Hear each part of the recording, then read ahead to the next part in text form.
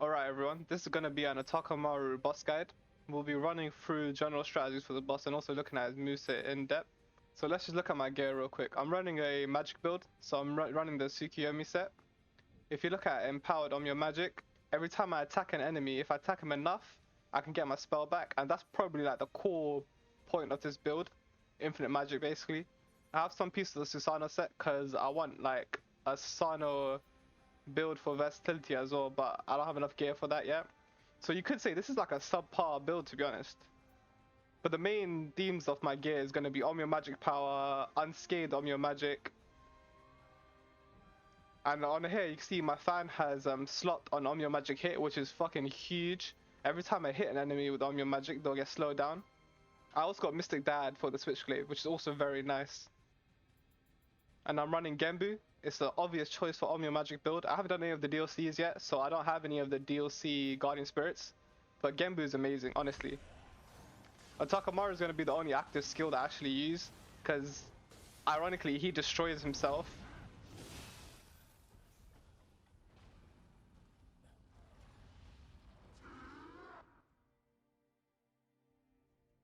And as you can see, I leave my recovery buff for last, because the goal is to get that back by attacking the boss. So for the Phantom Form for Otakemaru, you want to stay as close to him as possible. Most of his attacks can't even hit you if you're close. They're all like mid-range around him. Especially the little discs he shoots at you, they normally circle him at like a medium range, so if you're right next to him, he can't even hit you. You see, I've already destroyed his fucking key because he just can't stop me from attacking him. This is a very sloppy fight. This was like the first fight I did to start the recording off. But you can see I'm trying to stay as close to him as possible in his Phantom form. And now when he's gone into his brute form, I just back up. I don't like getting close to him when he's in his brute form. Unless I'm parrying, so I can get a couple of attacks in, then I back up again. His feral form is probably the most dangerous one. That little crossing slash like dive thing that he does can pierce through your guard, but also do like half your HP in one hit. It's his most dangerous ability by far. His feral form is very, very quick, and you want to really get used to dodging all of his abilities. You want to be able to see what combo he's going to throw at you so you can like predict how to dodge it. In general, I always dodge to the left for his feral form, just because that helps me like avoid most of his combos. But as you can see, that combo didn't have the double slash that he can sometimes do. And it's a very easy combo to punish him with. Go in for the brute to attack him a bit. My parry times are horrible because, like I said, this is the first time I fought him after a while. His Phantom form is where you want to get most of your damage in. His Phantom form cannot defend itself at all. It's his weakest form by far. It doesn't do a lot of damage unless you're at a long range, which is the whole point of the Phantom form, right? Like long range DPS. Now he's in his main form. He will rotate between thunder, ice, and fire. I will go into how to dodge each individual moves in more detail because that's very important. But the general gist of this is you're just chilling basically. You want to stay back. If you're using a magic build, you can just fire magic at him. You can see I basically have all of my spells. Like every single spell I've had, I've kept them purely because of the Tsukiyomi build. So if I wanted to, I could have just stayed like far away from him and just spammed my magic against him and killed him like that. So that's an example with the Switchglaive. We will switch to an example with the Splitstaff, because the fight does change a little bit depending on what weapon you're using, obviously. But the general core idea is still the same. Alright, so let's look at the Splitstaff fight and how it changes a bit. So general idea is still the same. You want to stay closer to his Phantom form. He can't hurt you, honestly. A lot of his attacks are very easy to dodge. They'll just miss you automatically as well. You see, I'm not even trying to defend myself. I'm just trying to bum rush him as much as I can.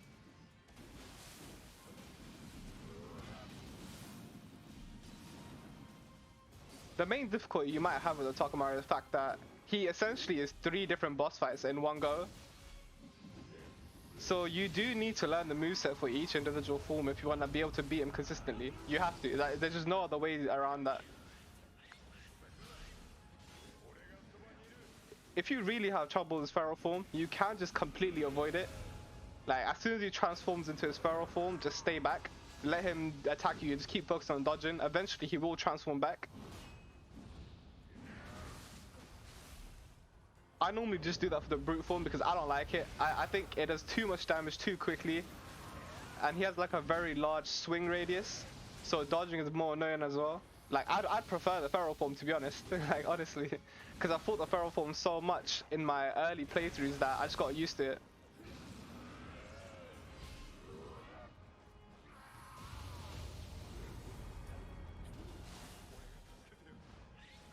As you can see, you can use Tokichiro's monkey for help. He gives you Amrisa when he uses his Guardian Spirit ability.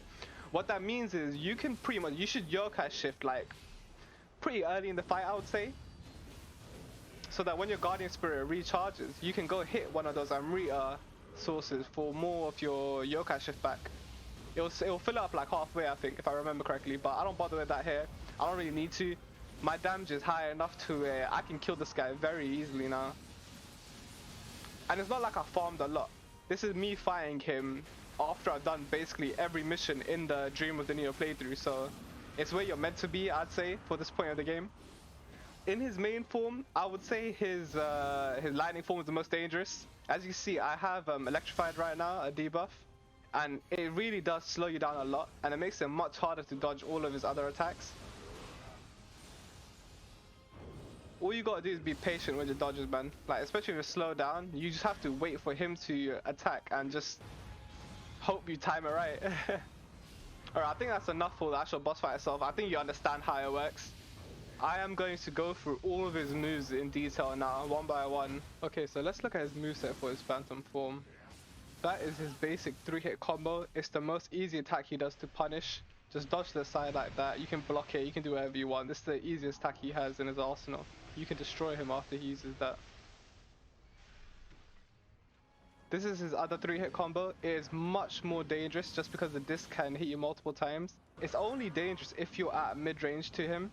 If you see that when I'm in closer range, it's much more easy to dodge. So all you really gotta do is just dodge through that second scythe that he throws there.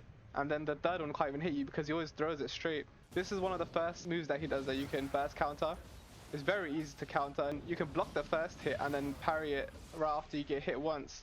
So as you can see, I'll wait for the block, wait for the ping, and then I'll burst counter it. He can throw his disc as well. If you get hit by that, it will destroy you, but it's easy enough to dodge with just one dodge in front of him, towards him I mean. That's a clean one right there, that's just one dodge. Okay, so this is the second attack that you can burst counter. The timing is a bit more delayed, but I'll tell you exactly when you can parry him. So it is at this moment where you parry him. I parried a bit too early, so I just died. But yeah, you can avoid that as well if you really want to, just by dashing straight through him. Also, when he dodges in phantom form, he summons little darts that track you. It's best to wait a second and then dodge them, so that they just completely miss you. You can dodge them one dodge, two dodges, it doesn't really matter. Here's an example, I just dashed through it one time. He could also summon darts above you that track you. It's easy enough to just run to the side and dodge them. I started dodging here for some reason, but all you need to do is really sprint to one direction and you'll be safe. He can also fire his darts at you. Do not block them like this. Just run to the side again. He'll completely miss you. He normally can combo both of them together, so normally he will throw the darts above you and then towards you, so be careful of that. Okay, so let's look at his feral form now. He chains combos like a madman, so stay on your toes. This is his basic 3-hit combo. This is the most dangerous one as well. That little dagger dash at the end right here, it can pierce through your guard, so you have to be careful. This is his most dangerous attack by far. It does so much damage if you get hit by it. You see it took out half my HP there. This is his other combo. It's much less dangerous, and it's easier to avoid as well. You can punish him a lot after. But this is like the simpler version. That's like an extra attack at the end that he can sometimes do. He will do this little stab attack from above a lot. He will do it throughout the whole fight basically. And it's basically his most easy attack to dodge. One dash and then you can punish him for it. He can chain them together as well, like you see there. His burst counter is very easy to parry as well. My timing here was fucked because I thought he would close the distance to me. But here's an example of where I actually parry him nicely. It's very easy to dodge. You just gotta time it when you think he's about to connect with you, because there's so many attacks involved in it. Okay, so let's look at his brute form. This is his most basic 3-hit combo. You can dash to the right and just punish him for it. Stay back for the first swing, stay back for the second swing, and then dash into him for his third one. This is like an advanced version of the 3-hit combo where he'll just like do a couple more swings. Just stay back, no reason to go anywhere near him. Punish him after because he's very slow. The only reason I'm going close to him here was so I could bait it out, so I could show it for the video, because he will stop swinging if you get too far away from him. This is his main attack from above. Dodging back is not the way here because as you can see his hammer extends the range a bit. Dodge to the sides to be able to dodge him easily.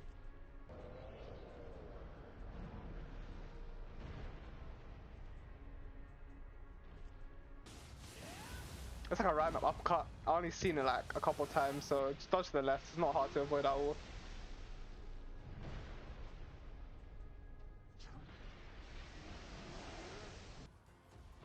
This is his main burst counter.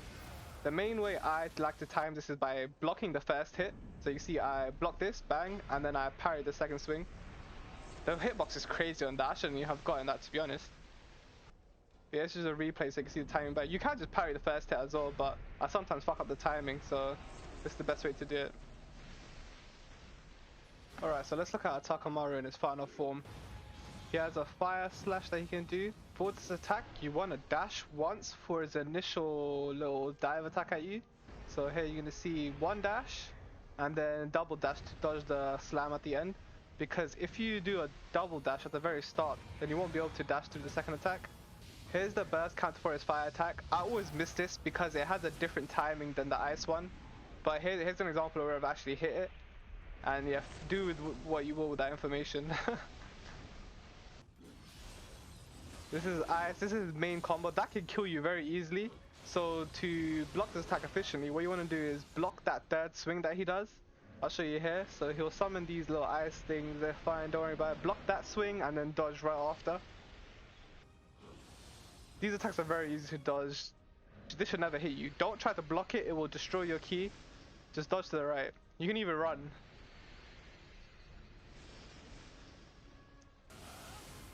This attack is very easy to dodge as well, just run as well and it won't hit you. You can dodge, but I was dodging there because I was panicking, but it's easier to just run. Here's the burst counter for his ice form. This is much easier to counter just because of the little thrust he does at the end. You don't have to time it as well.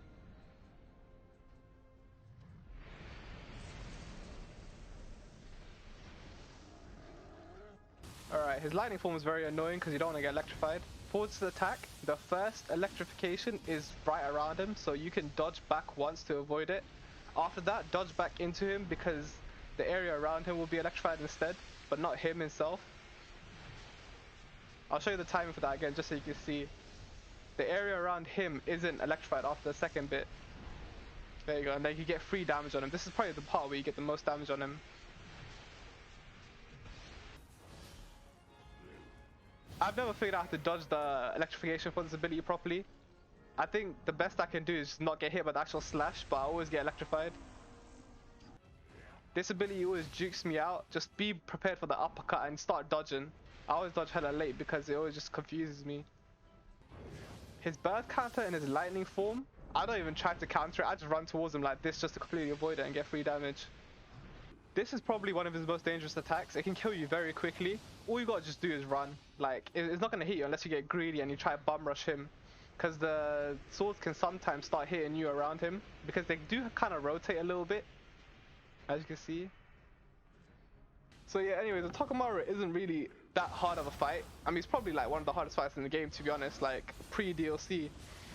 But all you gotta do is stay on your toes because he shifts through his forms very quickly.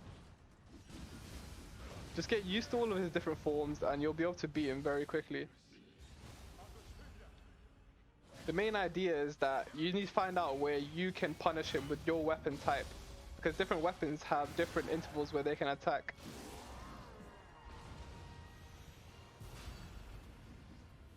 So thank you for watching everyone. I hope you enjoyed this video. I hope it helps you as well to beat this motherfucker. because I know he can be troubling for some people. If you like the video, please leave a like and comment. Subscribe as well if you want to see more videos like this in the future. But anyways, have a nice day. I hope you stay blessed. Peace.